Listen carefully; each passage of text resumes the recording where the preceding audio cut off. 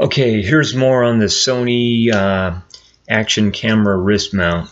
I got it figured out. It was just as I thought. The only thing was I wasn't using enough force, but I've really got to tell you, this thing has a few things about it that are kind of a bit surprising. In a way, I guess I might have expected this, but first of all, it's heavy.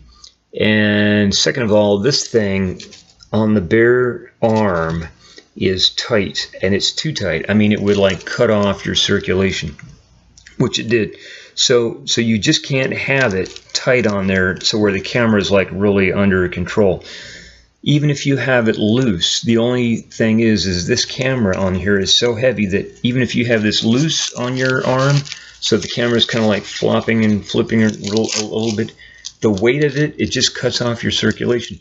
The only thing this would be good for is if you had like a winter coat or like a sweatshirt with a thick windbreaker on top.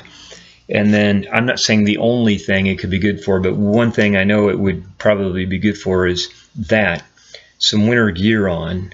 And then so that would sort of create a padding, so that would sort of keep it in place better, and you would still have good circulation because you've got your winter gear to keep this strap from being directly in contact, weighing down on your skin, or even worse, being tight on it on your arm or something. But the idea is there's a few things you can do. To tell you the truth, you can probably make your own wrist mount, like just out of some stuff like well, I made about it last year. Almost a year ago, I had this camera, and I actually used some one of these things. They're like these straps that you use to attach, let's say, a sleeping bag or a tent to a backpack, and you can buy them for low cost at Walmart. And I experimented around a bit, found an ingenious way to sort of loop that through here and around the camera. So I had it sort of hanging. I had my winter coat on. I think I had, like I said, sweatshirt and a thick windbreaker on top of that. So it was sort of hanging down there. And then if I wanted to, I could just raise up my arm and operate this camera. But to be completely honest, okay, this is really, really heavy. And there's one trick. If you have it upside down, and you can wear a watch this way too, if you have it on top, it's heavy. I mean, it's really kind of inconvenient. But if you have it upside down, hanging instead of resting, it's more convenient because the weight is more widely distributed somehow, I think. But I don't know if that completely makes sense. But it's a little bit more comfortable. But the idea of this thing, to be honest, is you should probably not have the strap tight on your wrist with this heavy thing on it, because it will just cut off your circulation just like that. So what you need to do is have it loose, and even loose, the weight of this thing, it pulls on the strap, so it still cuts off your circulation, but it might not be quite as bad. Now you might be asking yourself, so how can this be useful with this strap loose on the bare arm? That is, well, you can still bring your arm up and then operate it, but it's just an extra thing. Instead of having it hanging from your neck on a neck strap or on your wrist, you can, on a wrist strap, you have this just on your hand, so you can do a little bit. I don't know. It's not all that. I don't know much about it yet. Like I said, I just got it. It's the same sort of time range, but I was able to get it in the way it was, the way I thought it would. You kind of push it in there, but you've got to push these things together really tightly. See, I just got it in. Okay, so here it is. All right, so you got this thing, and it rotates 360 degrees, but I had a few ideas that didn't quite work out. But so you put it on, I'm going to put it on upside down, okay? So you got it upside down, and you can turn it around. So see, it's kind of hanging upside down. Now the good thing about this camera is it will invert a video. So you've got this function in here where you do it, and if you have your camera upside down, it makes it record video right side up. But you can also do it on the Sony Play Memories Home application. You just rotate it twice in either direction. So even if you want to just record it upside down without changing something in the camera, you just record it normally, and then on your Sony Play Memories Home free application, you just double rotate it 90 degrees, and that's 180 degrees, so then that puts it right side up again. But it's not too bad. I mean, now that I have it on, it's really not bad. You can get used to it. I mean, I've carried heavier things for, you know, long periods of time, but it does sort of seem to cut off the circulation. So this is the way I would have it, would be upside down, I think. I think I would have it upside down. And this is not on, the screw on here is not tight, but so if you want to take a video, you got to kind of watch it so it's pointed the way you want it and at the right angle. And then you just do it, and then you can, you know, just hang around with it like this, you know, and it's kind of nice. The other thing is if you have it upside down like I have it, your hand has a natural tendency to get in front of it, to hang down in front of it a little bit and block the recording or the picture taking. So you got to kind of pull your hand up when you're ready to do that, and that takes a little bit of extra strength and energy. But you know, maybe you could get in shape for this. But I had some cool ideas, like if you wanted to turn it sideways on the outside, and then you could click it around different ways and stuff, and I don't know. But like I said, the easiest way to do it is have it hanging upside down, and it's not that bad now that I'm used to it. It's kind of comfortable. Like I said, the only thing is that my hand gets in front of it when it's hanging from the bottom. Now if I put it on top, okay, so I got it on top, it's really not that bad on top. I mean, when I first put this thing on, right, it seemed a bit heavy and like it was cutting off my circulation, but now that I'm making this video, if you're just hanging around with it, I don't know, let me try it the other way. It's more comfortable with it upside down on the bottom of your arm than it is on the top of your arm. But if you're, like I said, I got it on right now, you know, you can see, right? So if you've got it on the bottom, you're just hanging around, let's say you're watching a sporting event or volunteering or something, and you know, you got it there, and then suddenly you can just pull it up and you've got it ready. And you can also do it sideways, right? If you want to record something sideways, go ahead, press that button, and then you get it on your Play Memories home, and you just flip it 90, I mean, you rotate it 90 degrees one way or the other, and you can move this thing around and move your arm around, so, you know, you can go zap, take photos and shoot video. It's kind of nice, but the only thing is, if you want to do it sideways like this, right? You've got it sideways, you got to make sure it's level. Although I've seen a free application on the Google Play Store where you can rotate a video any amount, like 1 degree at a time, but I think I tried that one out, and you cannot get it off that application. In other words, you can't use that and put it on like YouTube or on your tablet. Everything that you make on that application stays on that application. You can only view it on that application. It's weird. But so you can't, I don't know if you can get anything that rotates it in like any possible degree out of 360. So you got to have it, you know, in increments of 90 degrees. You've only got 4 positions that you can use this. But I've got it, see here, I've got it pointed right at this. So you got 4 positions. This is not on, by the way. You got 4 positions. This is one of them. So you can do like a side video though. And if you want to change it while you're doing it, like let's say you do some of it this way and some of it upside down or whatever, then you can cut the video and take portions out and then put them together on Play Memories home. And turns out that, you know, you just rotate it differently depending on which way it was recorded, and then you cut out the transitional parts where it's, you know, where you're making the transition from, you know, let's say right side up to sideways or whatever. But the other thing you can do on Sony Play Memories home is if you want to merge a whole lot of video clips together, you can do it really fast on Play Memories home. But if you try to do the same thing on YouTube, it takes a long time. Plus YouTube has a limit. It's about 10, but it might be more or less.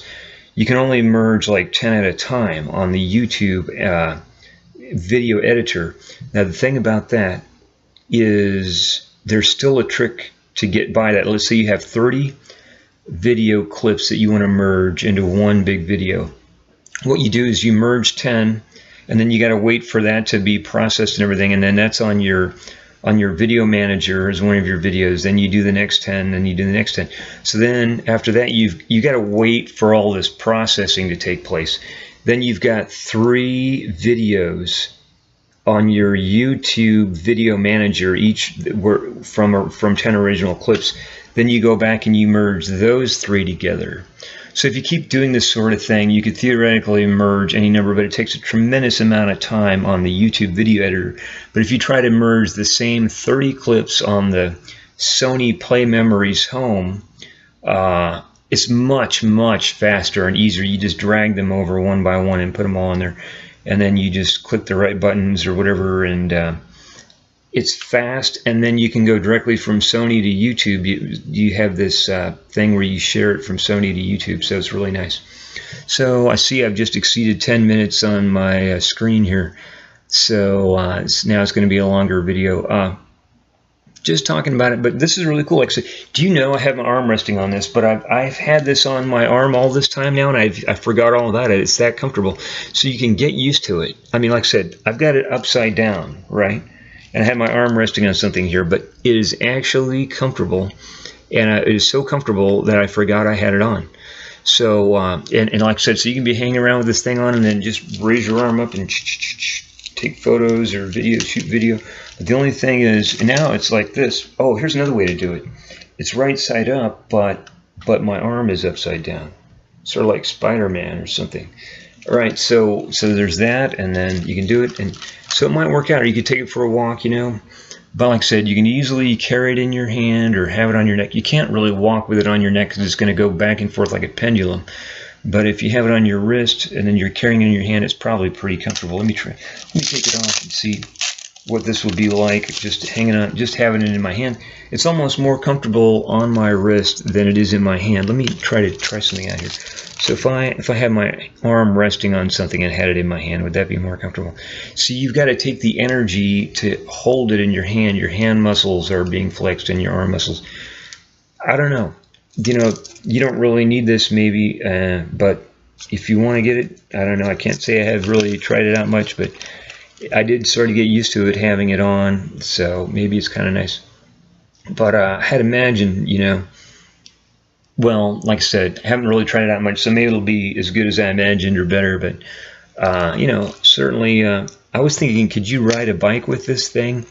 And then, like, if you came up to a place where you wanted to take a photo, you just raise your arm up and shoot your photo, or you shoot your video or take your photo. But if you didn't have it on your wrist, then you would have to fish this thing out of your stuff, probably take it out of a protective thing. But I don't think it's going to be all that safe. Like if you bang it on something while you're riding your bike, like if you bang it on your handlebars or something like that. And I don't think it's good for your circulation to have this on while you're riding a bicycle. But I don't know, you know. I mean, I would think it would not be good for your circulation. So, but I think it's kind of cool. I don't know how, you know, the good thing about having this is, you know, you might find some uses for it. And I hope this Velcro lasts a long time and that it's well attached. Because one thing about Velcro is if it's not sewn on to what it's attached to, the Velcro itself isn't sewn on, that's really crummy. So you could buy yourself a needle and some really good thread, like some nylon thread or some carpet thread, and sew it on better ahead of time, like reinforce it so that you've got it extra reinforced so it won't come unsewn. Because I've got a feeling this, I don't know how well this is on there, but it doesn't look like it's all that. Well, I don't know. I can't say this, but I don't know. Well, but it does seem like a lot of money. I'll tell you what I think about all this stuff. You know, GoPro and Ion and Sony are like in the stores, right? But they kind of find a way to make you pay a lot more, and that is with the mounts and stuff. All the mounts like GoPro, you know, you pay enough for the camera, and then they want you to, you know, they make their mounts so un-universal. What I mean by that is, I think all mounts, like whether they're Sony or GoPro or Ion, they all ought to have the 3/4 inch tripod screw on them, and the cameras all ought to have the 3/4 inch tripod screw socket, so that if you buy something from, let's say, GoPro, you could use it with Sony, or if you buy something from Ion, you could use it with GoPro or something. But instead, Sony has some things with the 3/4 inch tripod mount. But which reminds me of one more cool idea I wanted to mention that I thought up about this wrist mount. But I think it's a big ripoff. That it's intentional to try to extract extra money from people who buy these, you know, action cameras. Is you can't really get the mounts, you know, made universal, and they're charging a lot of mounts. I think the mounts ought to come free, but there's so many different kinds of mounts, or they got to be really cheap, because they're not nearly, they don't seem to me to be nearly what the companies are charging for them. They look like some of these are probably made for $5 and they're charging anywhere from $20 to $50 or more for some of this stuff. I think it's a total ripoff. But I don't know. You know, you need to think about all this stuff through before you ever buy an action camera in the first place. And you can see all this, a lot of this stuff in the stores or online, so you know ahead of time, if you're smart enough, you know what you're getting into. But one thing I want to show you, as this is one of my own ideas, well, I'm going to take this thing back out, and it doesn't come out easily, nor does it go in easily, but you push this thing together. There, I got it out. Okay, I'm getting better at it. You just need to know what to do and do it right. Okay, so show you something neato. Okay, when I take this off, right, I'm going to unscrew this thing. Okay, when I take this off, okay, this is the base. You got to have this base, and it comes with the Sony action camera. I don't know if you can get it anywhere else, but this does have the 1/4 inch tripod screw. So I'll show you something really neato. Theoretically, you could take this, and if you have a flat digital camera, I tried this on a Sony Handycam, and it's got this other thing that doesn't fit it. It won't fit, so it won't go on there. But if you had like a thin little camera, like a point and shoot digital camera, you could have it on here sideways. So you could mount a small lightweight point and shoot digital camera like this way, sort of like my finger is. That's the camera right there on that 1/4 inch tripod screw mount thing. And then you could have that on your wrist, like a nice Nikon camera, or maybe if you like Canon, you could have a little Canon camera. You could do that with this sideways. You know what I'm talking about? The camera is sideways, like my finger, and then that would work. And like I said, this thing clicks around 360 degrees, so you can have it any way you want. You can do it towards yourself for like selfie video or photos. But so those are just two brand names. The other thing you could theoretically do is file this little thing off right here, and then maybe you could fit Sony Handycam, but I still think you couldn't because of this stuff, these tabs right here. But you can also, to the best of my knowledge, now I was going to say you could file these off, but the problem is these are what you use to push the thing together, because it's got to be pushed together really tightly.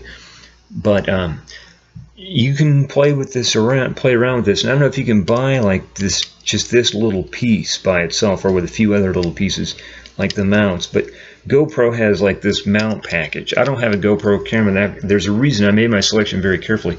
The three main brands of cameras that were in the stores were Ion, which was in Walmart, and GoPro was in Walmart, and then Best Buy had Sony and GoPro. But the thing about the cheaper models is they didn't come with a replaceable battery. You get like one battery, but it's inside the camera.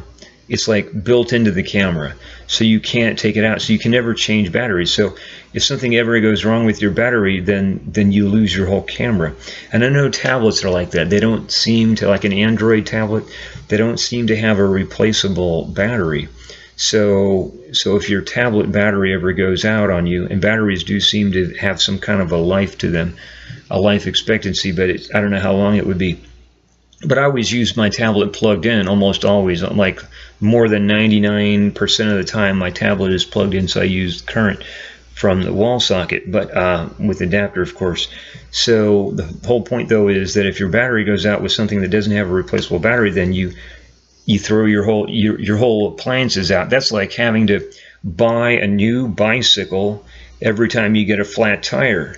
So the point of that is then is if you get something that takes a replaceable battery, that's a good idea, because you just replace the battery and you still have your camera.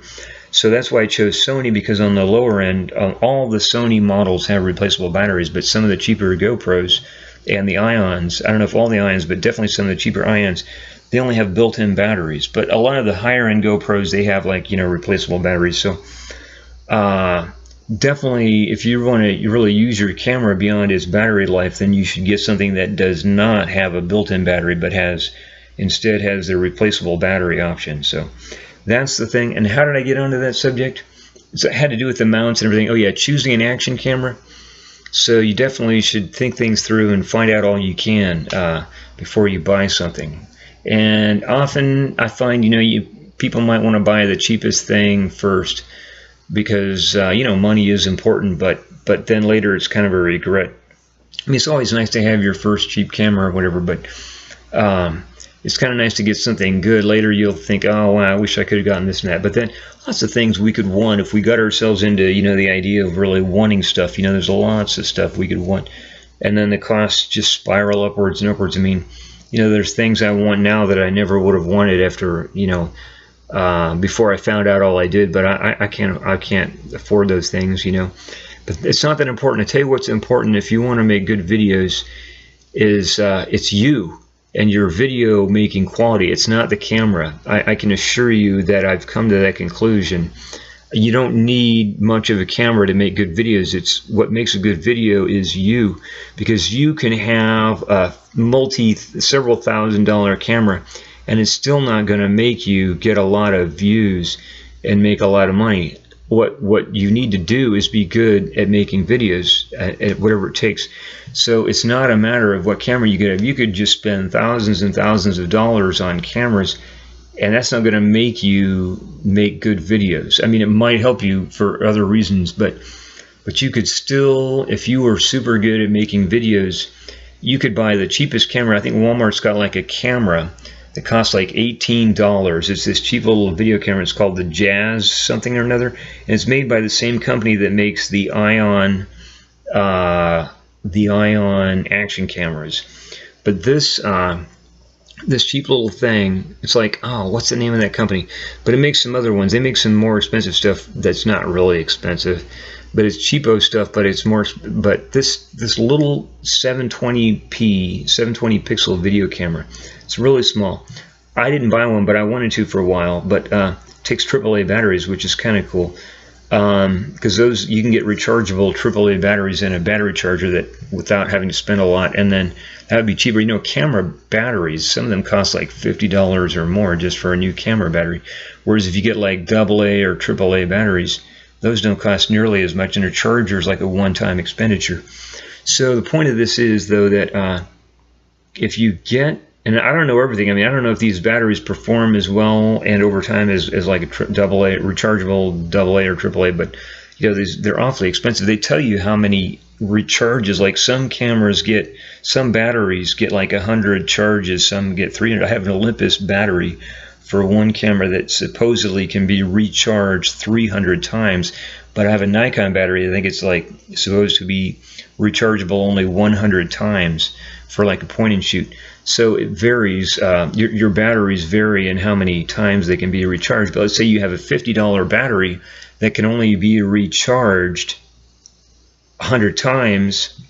That's 50 cents every time you recharge it. So, but the worst thing about it is, you know, having to pay $50 plus tax or whatever, you know, after 100 charges, because there you got to pay it all at once. So it's not prorated like that. But 50 cents a charge doesn't seem like much. Did I do the math right? Let's see. So 50 cents, yeah, that's it. So 50 cents times 100 is $50, because times 10 is $5, and then times 10 is 50. So it's only 50 cents a charge gradually over time, but like I said, $50 now, that's a lot of money. And then this other Olympus battery is like 3 times longer lasting, so you would actually get like pay one third of that. So 50 over 3 is something like whatever it is, 16 and 2/3, is it, or is it 13 and 2/3? No, it's not 13 and 1/3. It's 16 and 2/3 cents per charge. That's a lot, because you can get a lot of photos, and it's also a very long lasting battery. You can get a lot of video time and take a lot of photos with it. It's a really good battery, I guess. So what's the point? I don't know. You know, I've got a lot of ideas here, but and I know this video is approaching 25 minutes in length already, but it doesn't seem anything like that to me. So whole point is with batteries, you know, got to have them with these new electric cameras. I have a camera, to be honest with you, that doesn't take any battery at all. It's a film camera, and you know, you can put one in just for the flash only, but it's a manual advance of the film. And I thought there were a lot of electronic cameras that you could buy. Most of the cameras were already electronic, where they advanced the film by battery power. So they had a motor in it or something. Problem with that is, if you're ever out in the woods or something, and all you know, your batteries run out, And I think this was before they had like the battery chargers. And when I bought this, they didn't have the battery chargers in the stores. You just had to buy just like batteries that were one-time use. And so if your batteries go out, then you don't get to take any photos. You say, you just can't take any photos. But mine is like completely mechanical, except for the flash was optional, because you don't have to use the flash. You can use the flash if you want to, if it's dark or something, but in daylight you never need a flash. So my camera, if you have, but like I said, it's more complicated to develop film these days. But it was cheaper. It was pretty cheap to develop film. It was like $2 a roll. I don't know if it's like 24 exposures for $2, and you get your prints, and you could get double prints or whatever. I don't remember what it was, but Walmart had a pretty cheap deal on that. So the point is, though, that this camera was like, more or less, unless you wanted to use the flash, was entirely mechanical, and it was made by Fuji. But so that was really kind of nice. You could just take it, and you never needed to worry about batteries.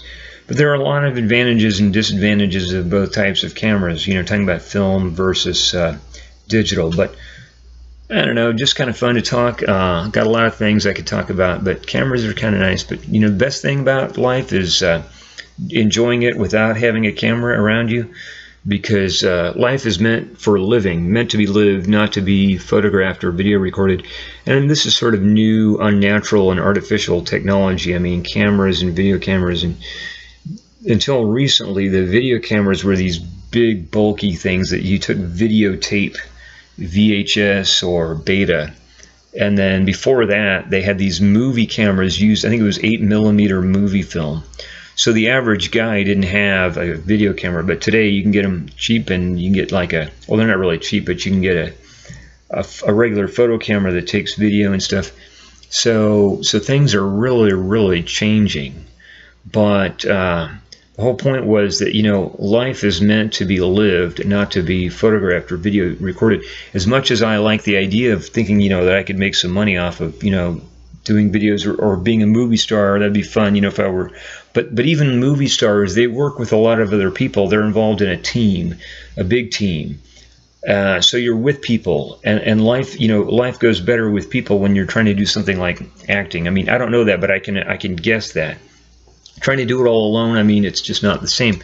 And there's a thrill and excitement, a pleasure of being with other people, and you don't get that trying to do your own thing alone. That's one thing I was going to say. The other thing is, life was meant to be lived.